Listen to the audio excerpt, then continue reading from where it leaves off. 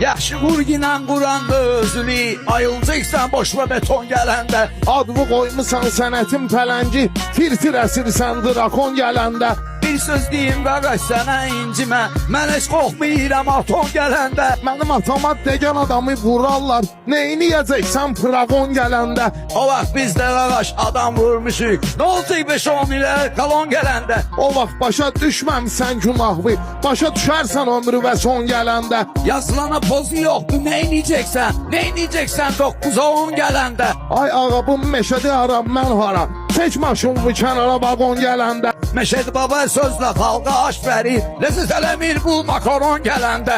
O gün bir sünnət toyunda uşaqlar sənə baxıb gülürdü klon gələndə. Ələ aparatsan sürülən metrobusu, setini sənin ismə jiton gələndə. Sən rast belə oğulsan harda eydin 90-cı ildə amon gələndə.